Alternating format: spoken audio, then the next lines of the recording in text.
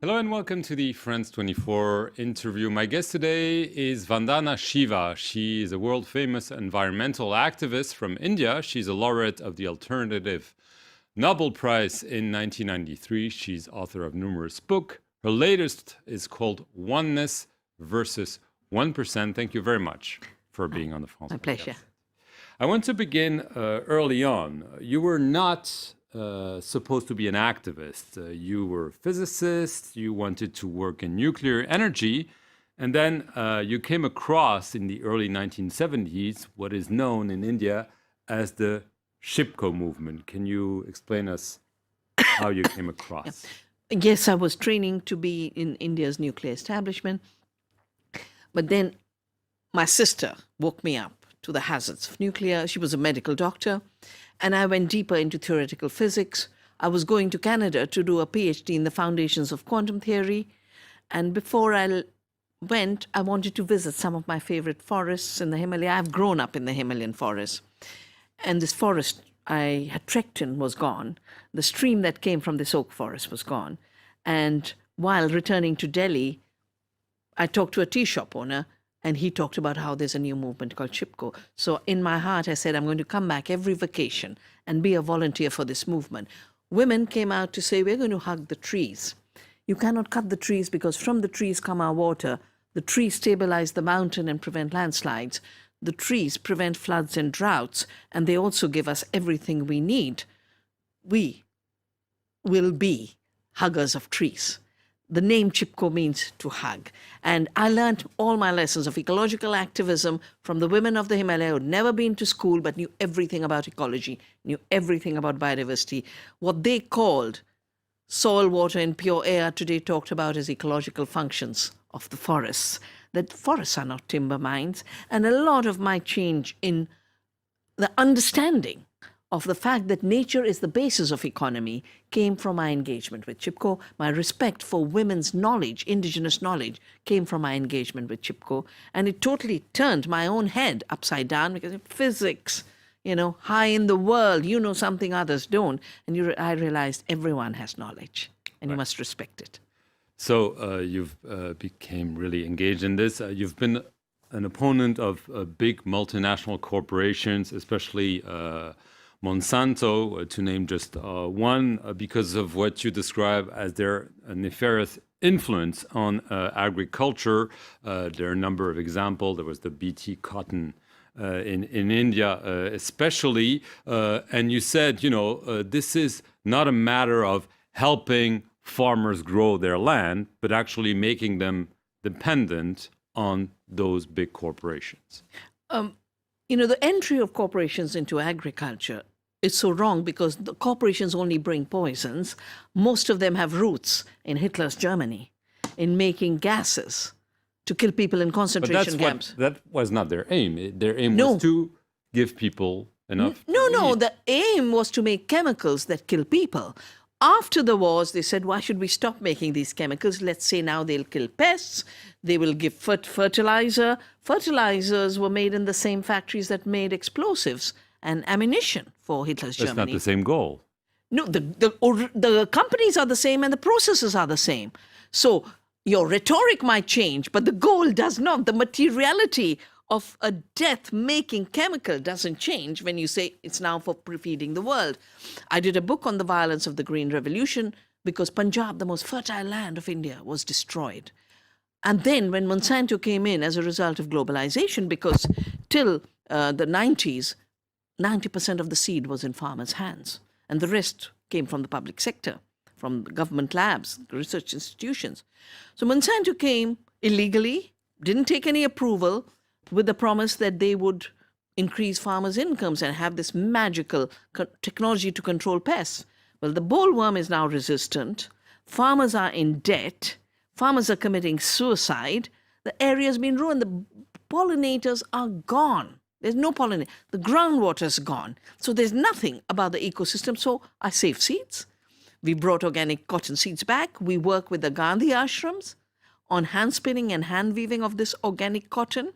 The economy in the villages where we work has jumped tenfold because now the wealth is staying in the village rather than being siphoned off as Monsanto's profits. And I read a new study that says because we've saved seeds, we brought local seeds that can be saved back into the economy. Monsanto has lost 11 million. I want to get to your latest book because you widen, I would say, your attacks is not only Monsanto and the likes, but also others. You attack what you describe as the billionaire dictators, especially one man, I should say, Bill Gates, who you describe as the Christopher Columbus, I'm quoting you, of modern times, and that's not a compliment, obviously, whose mission is to impose, quote unquote, genetically modified organisms and digital dictatorship to small farmers across the world. Bill Gates, who's donated billions to improve public health in poor countries and so on, you're saying essentially he's a dictator and he's there not to help, but to make people poorer, more dependent. Well, Bill Gates is actually continuing the work of Monsanto because Monsanto had so many movements, and we held a tribunal on Monsanto.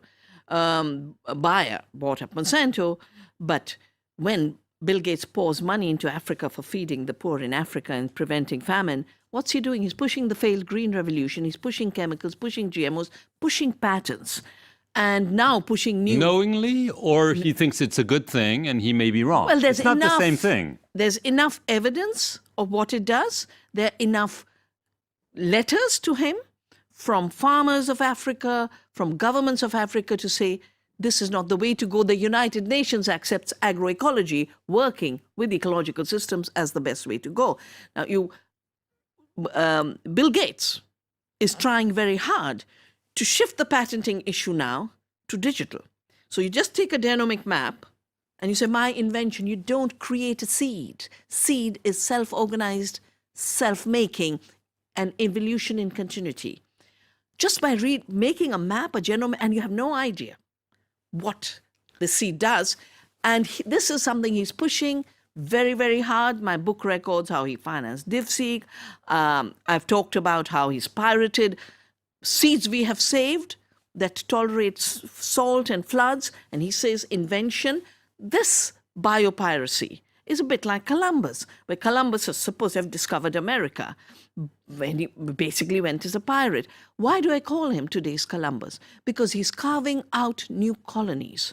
Software should have stayed open software. So you say he has a strategy, a nefarious strategy, what you describe as philanthrocapitalism, is a nefarious enterprise. And so you're not saying he's using the wrong methods, he's pursuing a wrong goal with self-interest. You also attack Mark Zuckerberg, the founder of Facebook, saying they're all linked together. I mean, this reeks a bit of conspiracy theory, doesn't it? Well, my book is based on the new evidence that's coming out.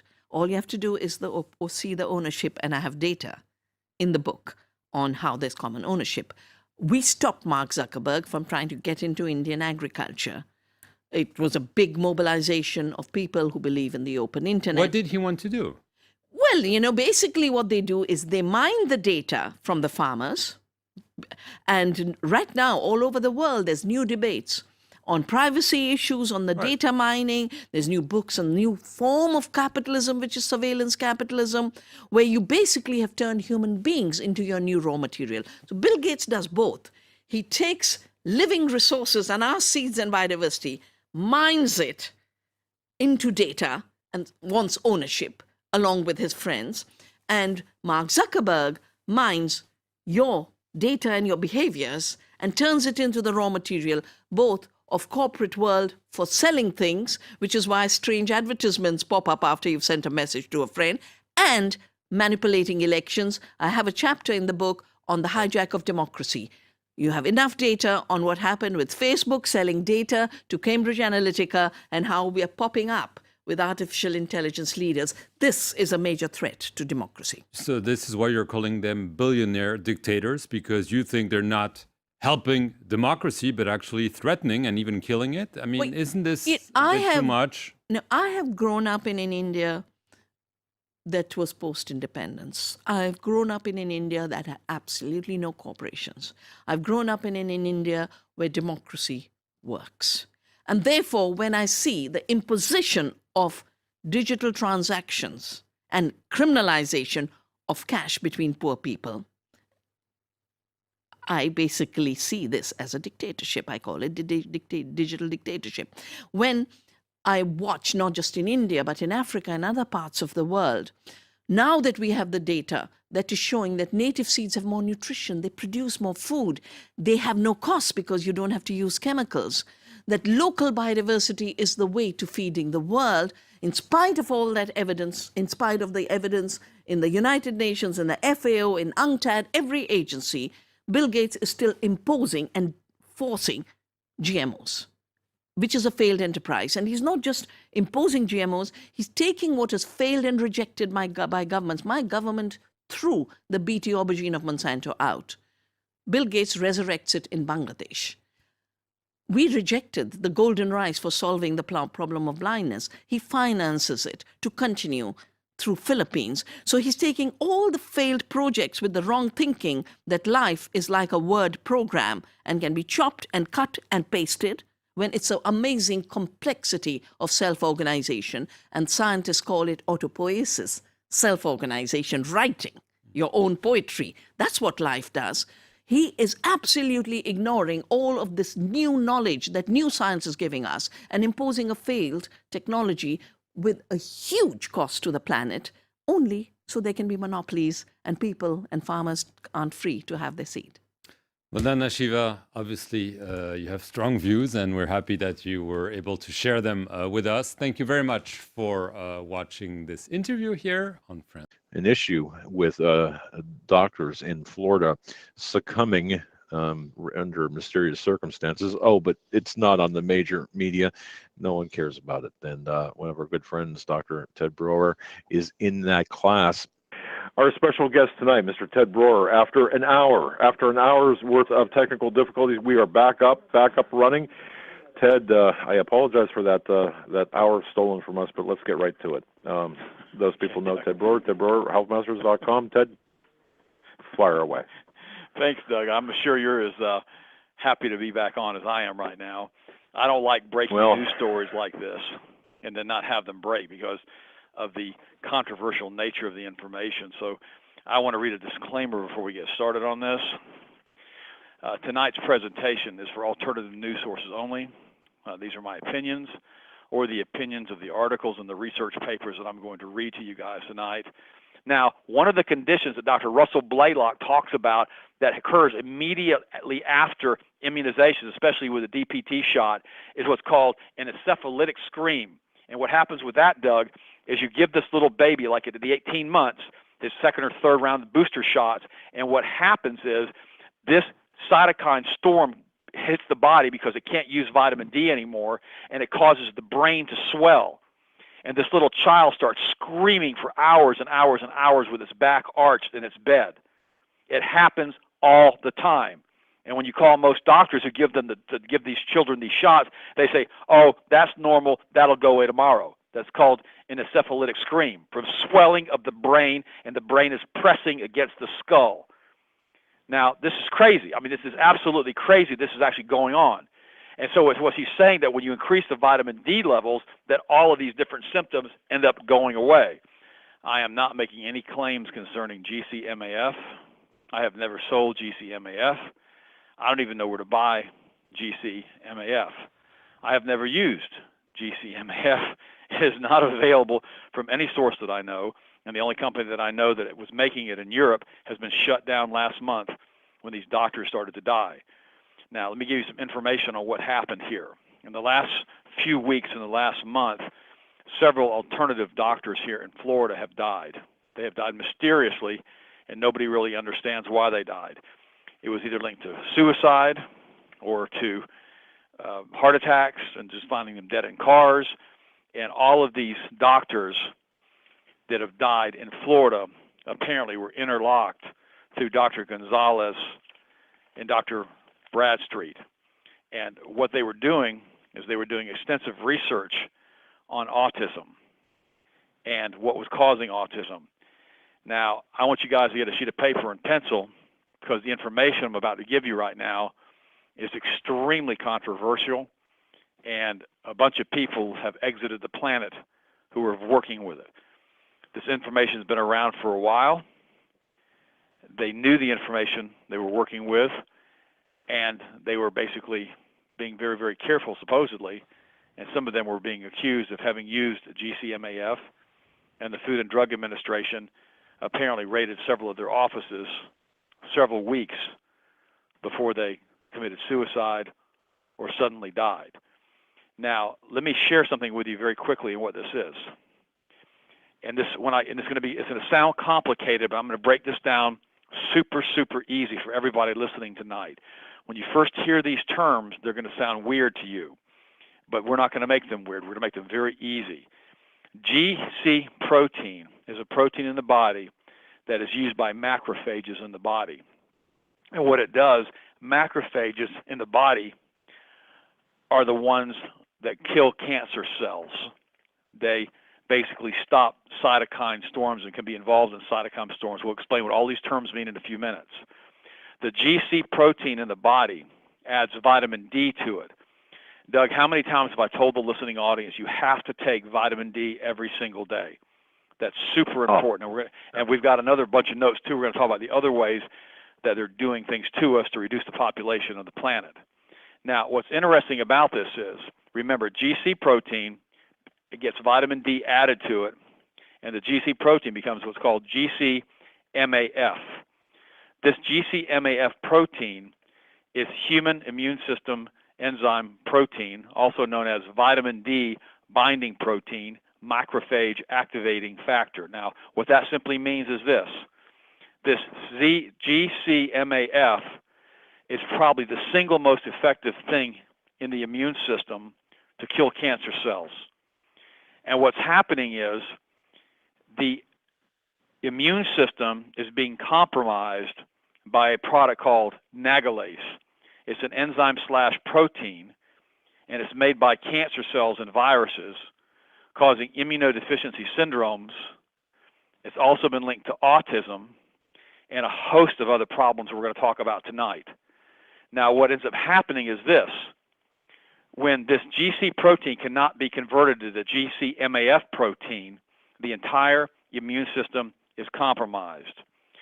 What these doctors found was this, that this nagalase protein enzyme, they felt was being introduced into the body either virally or directly through immunizations.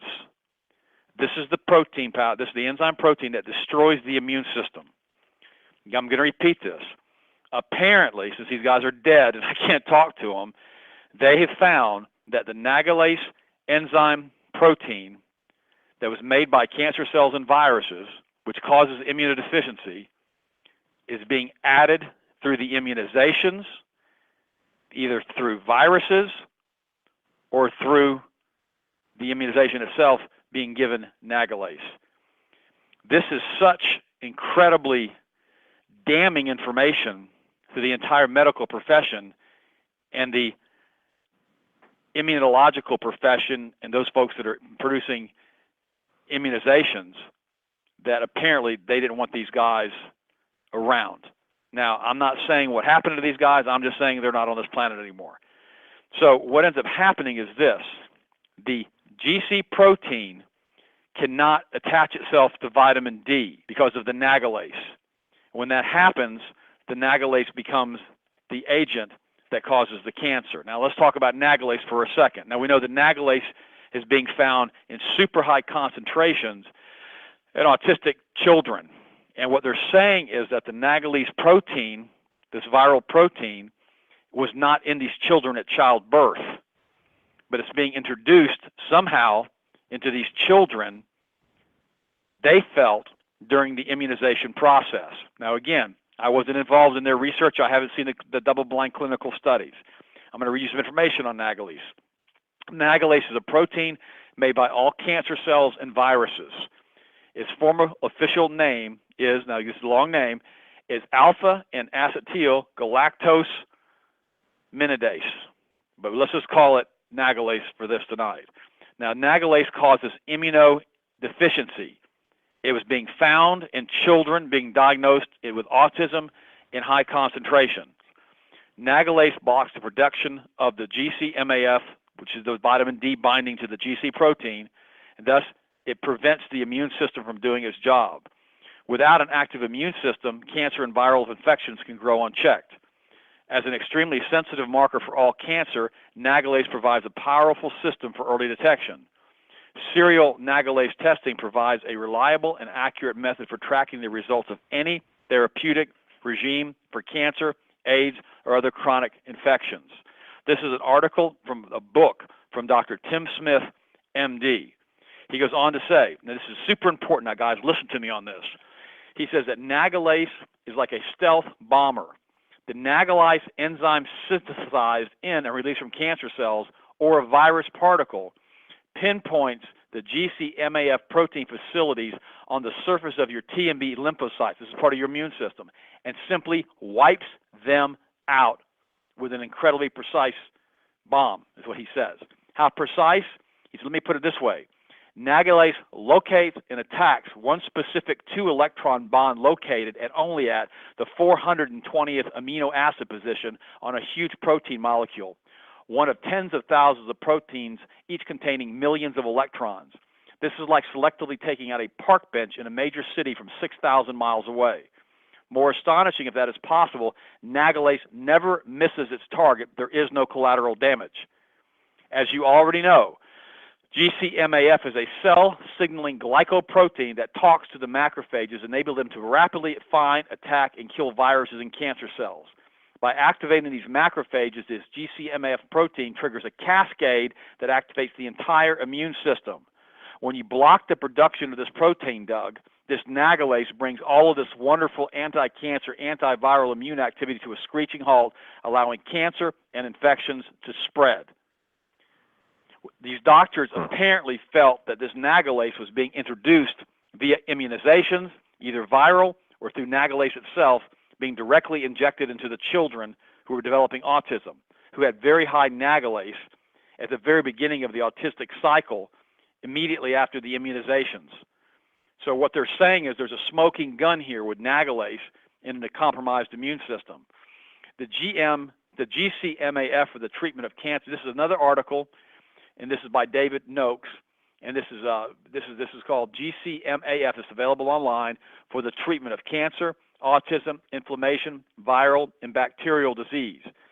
And what it says, human GC-MAF, otherwise known as the vitamin D binding protein macrophage, which is like a vacuum cleaner that kills up cancer cells in the body, holds great promise in the treating of various illness, including cancer, autism, chronic fatigue, and possibly Parkinson's. Since 1990, 59 research papers have been published on this GC-MAF. 20 of these are pertaining to treatment of cancer. 46 of these can be accessed online. GC-MAF is a vital part of our immune system which does not work without it, and it is part of the blood. When you put this other product, this nagalase, into the blood, it cannot produce GC-MAF. Let me say that again. And so it's been shown to help such neurological diseases as Parkinson's, Alzheimer's, rheumatoid arthritis, inflammatory conditions, and diabetic retinopathy. In the case of autism, Dr. James Bradstreet has so far treated 1,100 patients with GC-MAF with an 85% response rate, Doug. This is supposed to be impossible. His results show that a bell curve response with 15% of the patients showing total eradication of the symptoms. 15% of the autistic patients that he tested were no longer autistic. They had total eradication of the symptoms when they reintroduced GC-MAF, which had been blocked by this nagalase. However, now he goes on to say, in addition, experimental and clinical evidence confirms that GC-MAF shows multiple powerful anti-cancer effects that have significant therapeutic impact on most tumors. In other words, they're saying here it reduces, they're saying it cures breast, prostate, kidney cancers. GC-MAF is created in the body by the release of two sugar molecules from a GC protein molecule. However, tumors release an enzyme called nagalase. Nagalase degrades this protein to the point where it can no longer attach with vitamin D. So what's happening is this nagalase is being introduced into the body somehow, and these doctors were saying it was through immunizations. In conclusion, the GCMAF restores the energetic balance in the cell. Cancer cells driven by sugar metabolism become healthy oxygen-driven cells, so tumor cells no longer behave as a parasitic organism. The GCMAF stimulates macrophages to consume the cancer cells and cells invaded by the viruses. This stimulation of the immune system and the antiogenic effect surrounding the tumor is beneficial in the cancer and several neurological orders such as autism, chronic fatigue, Parkinson's, and Alzheimer's. And then he goes on to say that it's available to the general public, which it no longer is. The laboratory producing it in Europe has been shut down. At the same time, these doctors supposedly left the planet. This is another article by Kent Lively, and it says Dr. Bradstreet, nagalase, and the viral issue in autism. He says in this article he wrote, in the past months, Dr. Bradstreet has become interested in nagalase, which he describes as an enzyme produced by cancer cells and viruses. He thinks it unlikely that children with autism have undiagnosed cancers, and thus suspicion falls into the viral etiology. Dr. Bradstreet writes, viruses make the nagalase enzyme as part of their attachment proteins. It serves to get the virus into the cell and also decreases the body's immune reaction to the virus, thereby increasing the odds of survival. He goes on the right. It is reasonable and likely that the nature of the immune dysfunction and the frequently observed autoimmune problems in autism are mediated by persistent unresolved viral infections. He claims to have tested approximately 400 children with autism for the viral marker nagalase and found nearly 80% have significantly elevated levels. He hopes to publish this article and this information soon. Of course, we know he's not going to do that because he has left the planet. He goes on to say that this, I'm going to keep reading, and then then we're going to do some other stuff because I want to get this information out. This is a straight article, and it's from the role of vitamin D in type 2 diabetes. The role of vitamin D in type 2 diabetes. Now you say, what does this have to do with autism? Listen to what it says. In recent years, researchers have linked low level of vitamin D levels to insulin resistance and diabetes. Overcoming insulin resistance in particular could be the way to head off type 2 diabetes before it sets in. Right now, there's a lot of circumstantial evidence to suggest that giving people vitamin D may help them with their insulin resistance. The researchers on this article are Meredith Hawkins, MD, and Preeti Kishore. She goes on to say, this is super important, that these macrophages, these vacuum cleaners of the immune system, are specialized immune cells that attack invaders, and researchers now think may have a secondary function as a cleanup crew. When fat cells get too large, they die, and macrophages move to eliminate the dead tissue. That, Kishore says, may be why the cells are overrepresented in fatty tissue and why inflammation, a sign that macrophages are at work, is often more severe in people who are overweight or obese. I'm tying this to diabetes right now. Everybody listen to me. For people with diabetes, the latest research suggests that macrophage activity can have an added drawback. Macrophages at work produce chemicals called cytokines. The cytokines are what cause inflammation. They serve as signal carriers to other parts of the body. They can compare insulin action in the liver and muscle. Higher cytokines mean more insulin resistance, a key factor in type 2 diabetes. Now, what also happens is this, what's called a cytokine storm. When these macrophages don't get sufficient quantities of vitamin D, they start releasing huge amounts of cytokines. So when you're giving a person these different chemicals in their diet, this nagalase, you can't get the vitamin D to attach to the macrophage. And when that happens, the macrophage induce what's called a cytokine storm, in which huge amounts of these signals, chemical messages, are sent out to the body, causing massive inflammation. This is what killed almost everybody in the Spanish flu in 1918. There was a cytokine storm in their body, and their lungs filled with fluid from the cytokine storm. It was because there wasn't sufficient quantities of D3 to stop the macrophages from doing this. These chemicals that are now being found by these doctors were basically, they say, put into the body to prevent the attachment of vitamin D to the macrophage, which causes all of these problems, including type 2 diabetes and cytokine storms. They go on to say, Kishore is working on a way to turn down the activity of macrophages in the body to help stop the cytokine storm. After noticing that macrophages have special receptors for vitamin D, Kishore decided to look at whether vitamin D deficiency might be making macrophages more active, contributing to insulin resistance and inflammation and cytokine storms. When you have less vitamin D, the macrophages are in a more active state, Kishore says. We believe that when you give people vitamin D, these inflammatory actions will be reduced.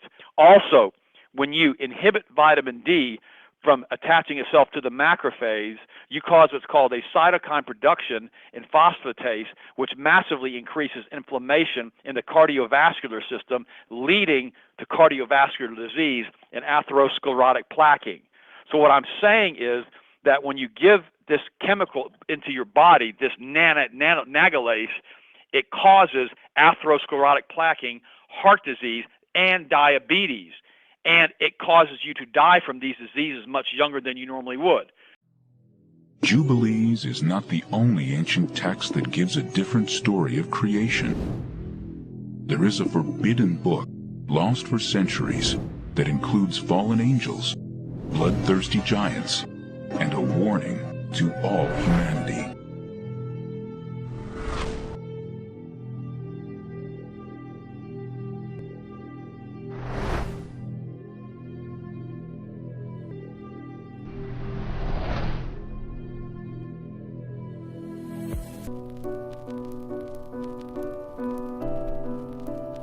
It is an ancient writing filled with divine secrets, dreams, and visions. A tour of heaven and hell, guided by the angel Uriel. The Book of Enoch is named for the man who the Holy Bible says walked with God.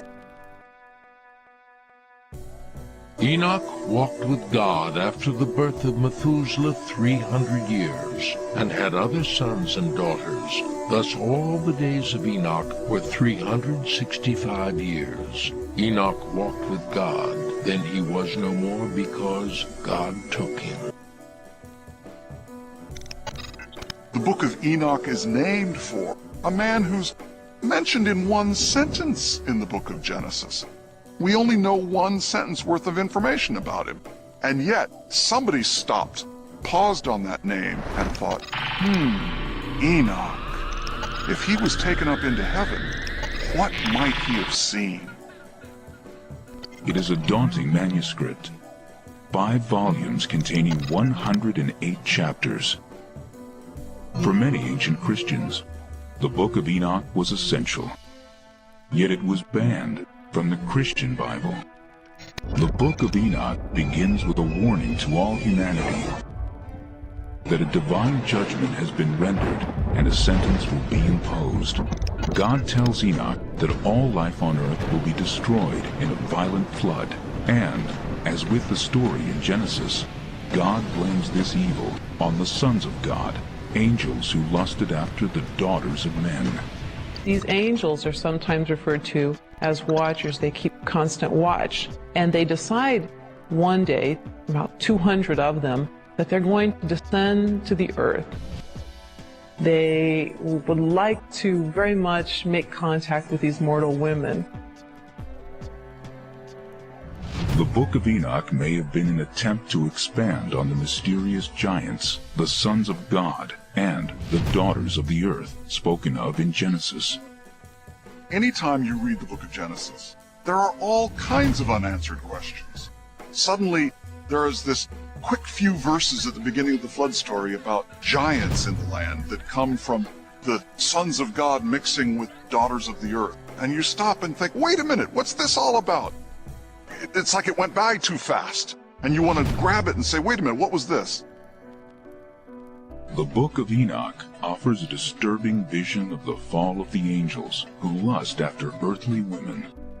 And they began to go into them, and to defile themselves with them. And they taught them charms and enchantments. And they became pregnant, and they bare great giants whose height was 3,000 ells. And when men could no longer sustain them, the giants turned against them and devoured mankind. That these angels had crossed over this boundary that they shouldn't have. They were spiritual beings, and they were to remain as such. When they decided to descend upon earth, this unleashed upon the earth all sorts of problems. Not only these giants who are bloodthirsty and violent, but also these angels went on to teach humankind a variety of forbidden crafts. They also taught human beings how to make weapons of war. Now, the good angels, the ones not tempted by these beautiful women, go to God and say, you know, there's a lot of bloodshed caused by these bad angels. At which point God says we need to bind Azazel, the sort of lead fallen angel, to bind him and to then cast him into a pit. We might think of this as, how do we take care of nuclear waste in the 21st century?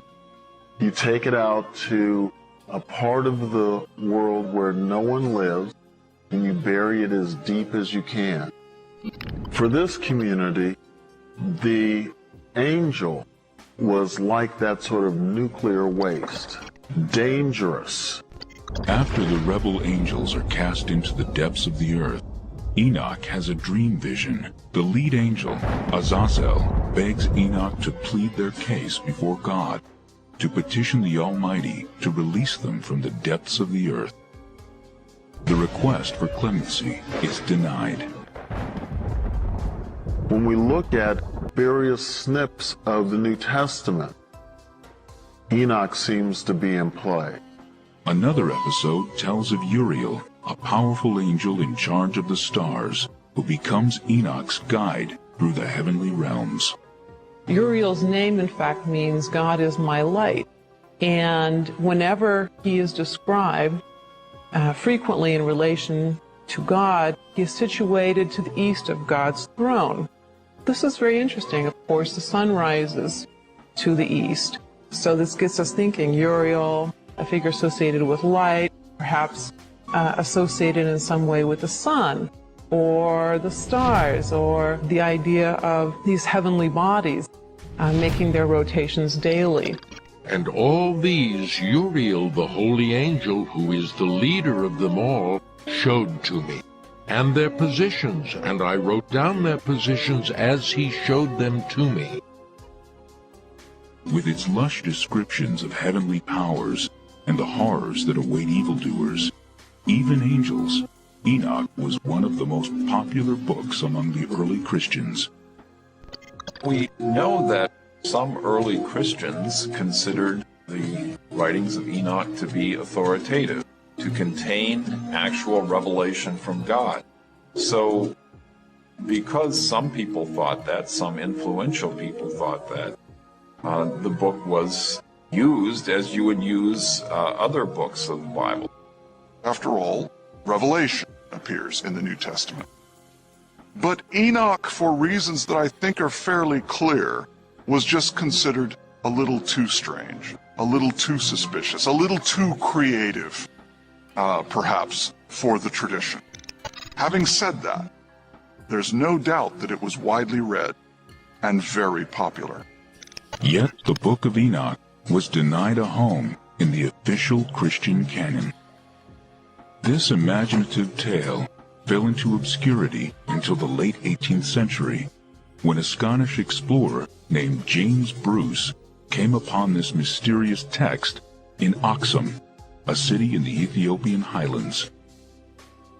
Travelers to Ethiopia found manuscripts of these books and brought them back to Europe. This caused quite a sensation. I'm aware of scholarly reaction to them. People were excited about having these texts that were that we knew about only through allusion before this time or brief quotation. Until the mid-20th century, the Book of Enoch was assumed to be of interest only to the very early Christians.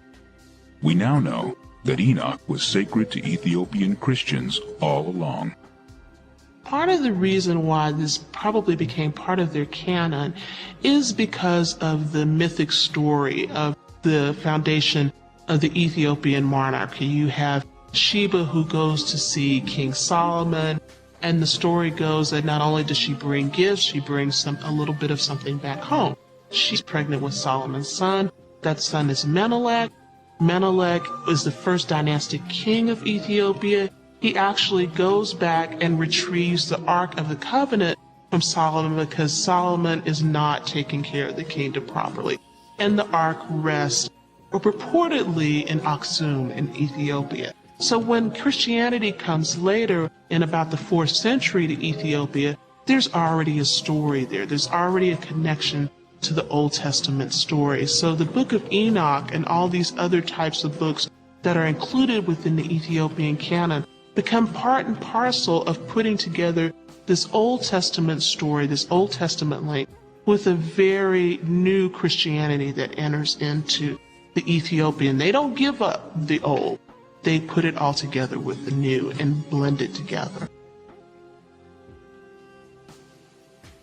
Large portions of the Book of Enoch also were found among the Essene literature, hidden in the caves of Qumran, as part of the Dead Sea Scrolls. Enochic literature was very popular with the inhabitants at Qumran, at least for a while, probably at the beginning of this group's existence at this site. And how do we know it was so popular? At least 11 manuscripts of this text have been discovered. And that's quite a number, especially when we think in terms of what it costs to produce a manuscript in antiquity, in terms of not only the material required, but also the labor. And so sometimes what people are reading and what the leadership in the church actually wants you to understand are two very different things. Today, ancient writings not included in the Bible are being re-examined by 21st century eyes. Mainstream historians will tell you that the Great Pyramid of Giza was a glorified tomb for the Egyptian pharaohs. The only monument left of the original 7 wonders of the world, this structure was created with impeccable mathematical precision and is a unique, mysterious feat of construction and of engineering. There's only one problem. The Great Pyramid has none of the characteristics of tombs, including extravagant artifacts, ornate wall art, sealed entrances, elaborate coffins, or even mummies themselves. It was, however, built with unique materials, the same materials that are used today for electrical conductivity. These facts are leading more and more historians to believe the pyramids may have had a far more useful purpose. The Pyramid of Giza was not at all a tomb, but a power plant, generating and transmitting electricity to the civilization surrounding it. Impossible? To start, it's important to comprehend the tremendous effort that went into creating these monuments. The Pyramids of Giza are among no less than 118 of these structures in Egypt alone, and that doesn't even include those pyramids in other parts of the world. Given our current understanding of how early civilizations built their monuments, it would have taken no less than 20 years to build these so-called tombs, and that's if no less than 20,000 workers worked daily. To this day, historians still can't prove exactly how or when they were built. This leads us to ask, what resting place for the dead could possibly be so important that it would warrant such phenomenal effort, time, and precise engineering? Even without knowing that they have nothing in common with regular tombs, you only need to stand before them to realize that's a lot of work for a cadaver. Naturally, we make conclusions based on the assumption that ancient civilizations were more primitive than us. But what if intellectual evolution isn't always linear? Can advanced technology be lost and rediscovered centuries later? Is it possible that an ancient culture had knowledge of and used electrical power? To know for sure, let's look at another case where technology of power generation appears to have been used and then forgotten. We know Edison and Tesla brought electricity into common use moving into the 20th century. Yet, in Iraq in 1934, 3 artifacts were found together: a ceramic pot, a tube of copper, and a rod of iron which, when combined with a liquid acid, can be used to create chemical reactions that produce an electrical charge. Known as the Baghdad or Parthian battery, these materials date back 2,000 years. 10 years after their discovery, someone using grape juice with similar materials successfully generated a few volts of electricity. This process has since been demonstrated on the Discovery Channel's program Mythbusters, where lemon juice activated the electrochemical reaction between the copper and the iron, producing 4 volts of electricity. Nowadays, you can simply search online to find instructions on how to create your own battery using these chemical principles. But historians have long assumed that thousands of years ago there was no knowledge of this technology, that this archaeological find is mere coincidence, even though we've long marveled over artifacts with intricate gold plating, which requires electricity to be created. Quite simply, energy generation happens as a result of simple chemical properties and can be done by anyone with 4 basic materials.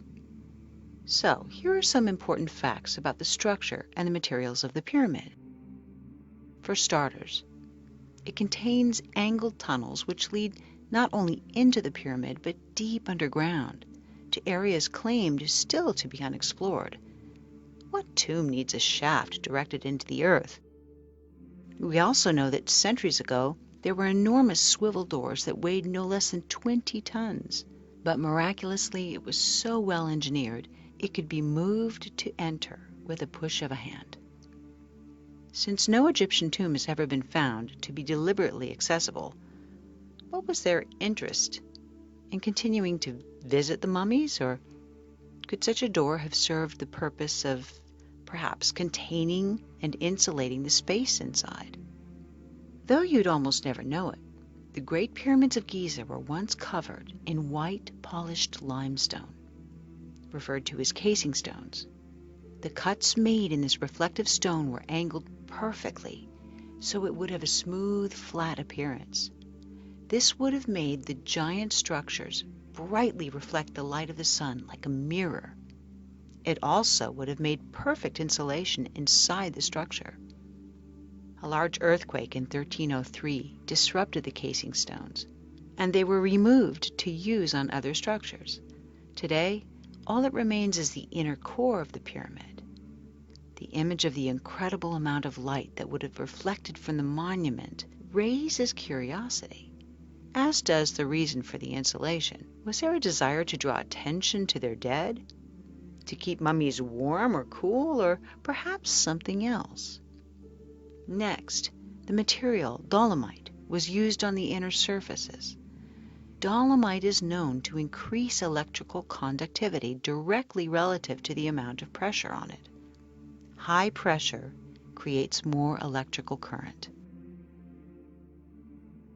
Next, lining the passageways and underground tunnels of the pyramids is granite, which is slightly radioactive. Granite contains high amounts of quartz crystal with metal, and it's a well-known conductor of piezoelectricity. Piezoelectricity occurs as a result of stress or pressure on the quartz, as demonstrated by the wristwatches, which can be charged simply by rapidly shaking them. This granite actually ionizes the air inside the pyramid, creating a chemical reaction which, again, increases the conductivity of electricity. When such electrons are given the chance to bypass sections of rock via metal wire, quite large currents can flow. Another important material used to construct them is the mysterious mortar, 500,000 tons of it, which holds the giant stones in place. Though it's been analyzed many times, modern technology has yet to exactly recreate this gypsum, which comes from sediment. This gypsum can withstand tremendous pressure and astoundingly is even stronger than the stones themselves. Clearly, it's contributed to keeping the monument intact for thousands of years. But could there be another reason why they used a material which could withstand such high pressure? So, limestone, dolomite, granite, supposedly constructed for a tomb, are, in fact, analogous to the exact materials we use to make electrical wires. They also share a relationship with pressure, which increases their electroconductivity. Just northwest of the Great Pyramid is the Serapeum. Here there are 20 huge granite boxes, each weighing 100 tons. Classic Egyptologists say these are coffins. Yet, the granite here came from 500 miles away, and each box is so large and so heavy that there's no possible way it could fit through the existing tunnels and entrances. These supposed sarcophagi were therefore somehow built into the structure with such precision they are within a 10,000th of an inch of being perfectly flat. In the meantime, any electrical engineer will explain that a container serving as an energy capacitor or battery must be made entirely of the same substance, so there's no interruption in the magnetic field. Could these boxes be just that? If so, there's a centuries-old granite sarcophagus on display in an Egyptian museum that's thought to be unfinished.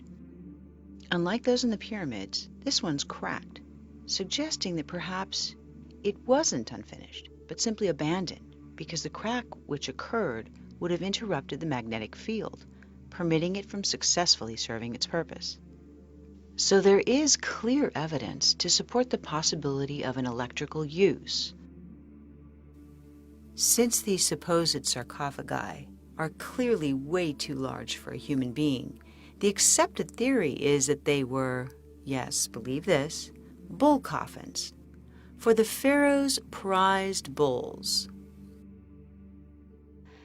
Makes you wonder who came up with the bull coffin theory. To add to the mystery, in 1993, a mysterious and inaccessible room was discovered after remaining hidden for thousands of years.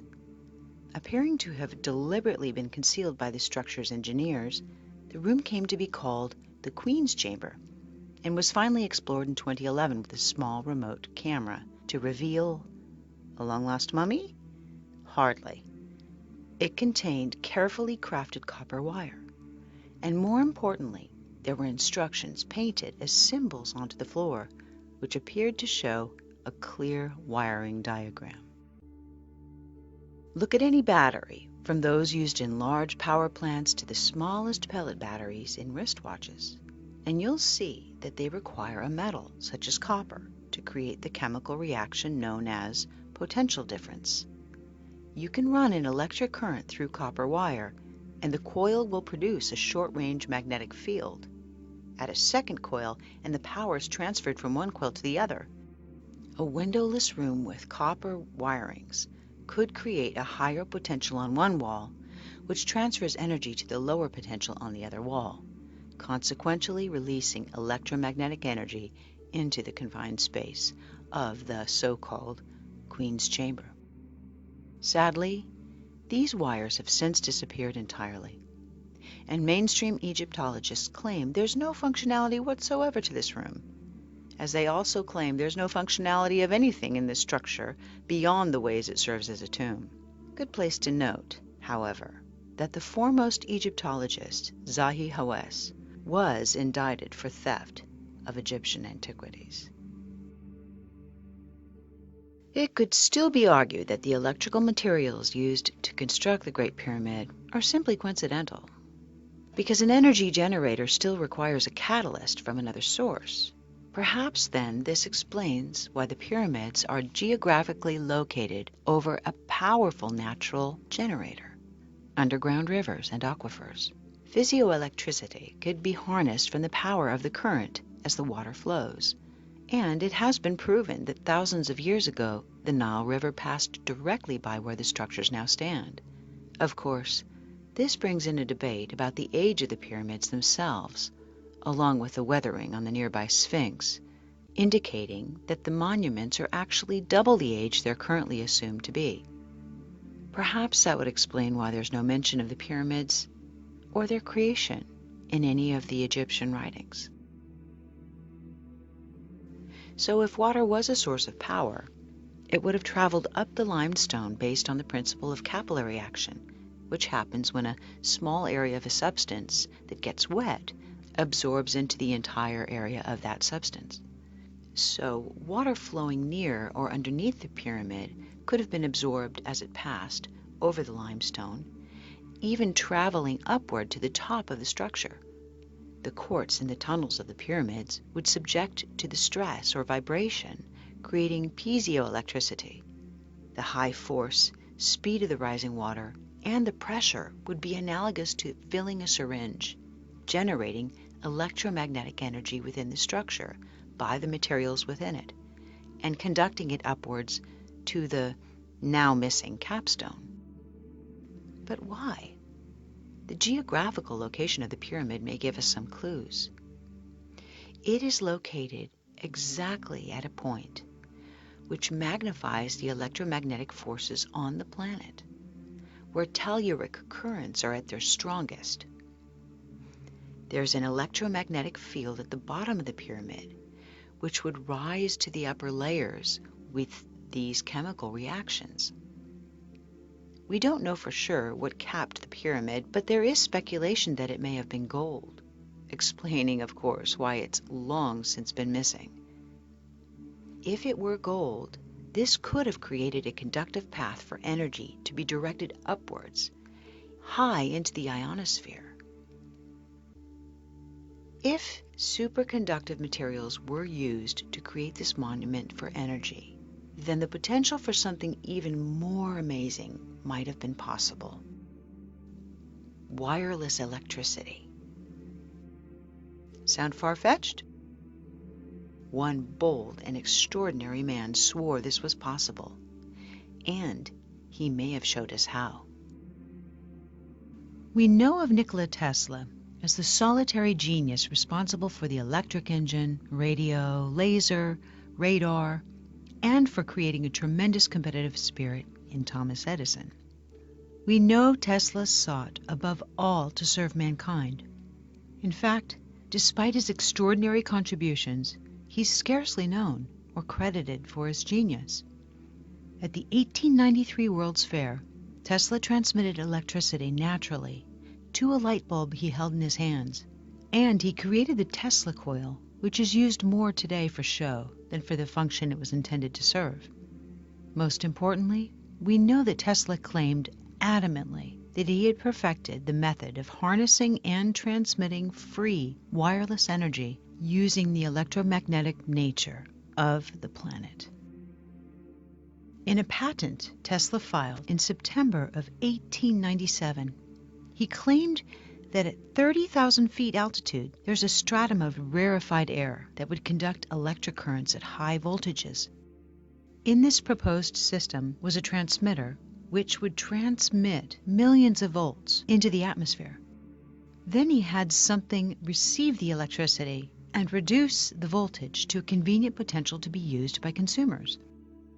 In an experiment the last week of July in 1903, nearby residents claimed to have witnessed Tesla successfully conduct his experiment at the Wardensife Tower, while Tesla himself, sharing his new method of conductivity, said that it lit up the night sky as if it were a giant fluorescent tube. It's even been said that he successfully wirelessly transmitted pictures and sounds. Though all of his work has been mercilessly destroyed, this cannot be proven. Sadly, Tesla's technology was confiscated shortly after his death. He died in poverty, and the U.S. government destroyed his tower, claiming it was being used by German spies. Had Tesla succeeded in his mission, the distribution of power on this planet would have been very different today. Compare Tesla's technology to the pyramids, the location, height, and electromagnetic materials. We've seen induction between copper wires work for short distances. For a long-distance transfer, the same principle can be applied when acoustic energy is converted to kinetic energy, and the frequencies match. The way an opera singer can shatter a glass when the sound wave he is singing matches the resonant frequency of the glass. So if there's a magnetically oscillating current and you create a second possessing the same frequency, the wireless transmission can pass through solid materials and through long distances. The frequency which would have been released from the pyramid would have to have been matched in the surrounding area. Perhaps this would explain the obelisks, the tall monuments which could be acting as receivers, particularly if there's a quartz stone at the top of them. This would also explain the ancient carvings in Egypt, which so clearly indicate light sources it's boggling to think anyone would even argue it. In the Hathor Temple, the Dendera light is one such image. It perfectly resembles modern electrical technology, showing a wire inside of a bulb-like area and a box which appears to be a receiver. Across from this carving is a similar image, but the system appears to be falling into the hands of a reptilian-looking being, as though it's a warning of the potential to abuse this technology. Mainstream historians scoff and make more primitive conclusions, but still, the pyramids show no sign of soot from flame torches. Instead, there are multiple carvings which show these antenna-like objects that appear to be a transmitter, near another object shaped like the famous symbol, the Ankh, which appears to be the receiver. Given all this, it seems so much more believable that the Great Pyramid functioned using the same principles and conditions as Tesla sought to demonstrate, that they conducted and directed electromagnetic energy into the ionosphere, where it generated and transmitted electricity wirelessly to receivers within the civilization. We've long believed that the pyramids were just tombs, but this theory raises more questions than it answers. Why do they have nothing in common with other tombs? Why the unique construction materials made to build it, including the very materials required for conducting power? Why the oversized granite boxes proven to have never contained any mummies, or the ones that are clearly too large for humans? Why the alignment with the North Pole, the 20-ton swivel doors, intricate tunnels and chambers, shafts, and areas still yet to be discovered? Why is there no soot from fire torches anywhere inside the structure? And why do the tunnels protrude deep into the earth? These mysteries still elude our understanding, but more and more people are accepting the possibility that the Great Pyramid of Giza had a more important function than we understand. We know there is a heightened electromagnetic measurement around the pyramid that's equivalent to that made in an electrical storm. We also know that if you look at them from space, you can see that they're actually 8-sided, not 4-sided, and that there are strange heat spots observable only with special equipment. They have unique electric materials, including copper, and a design that suggests high pressure and water power. They have a powerful magnetic structure and placement over the telluric currents. They're aligned with the stars, and the unique art of the area shows clear depictions of wired light sources. All these things suggest there's a lot more to this story than we've been told. All these circumstances make the likelihood high that the pyramid was created to be a compact energy generator and a broadcasting system that transmitted electricity wirelessly. The implications for this understanding of electrical power by an ancient culture is huge. It would rewrite history as we know it. Do you think that free energy could be transmitted wirelessly around the world? And whether or not you do believe that, do you think that if it really could do that, we would actually know about it?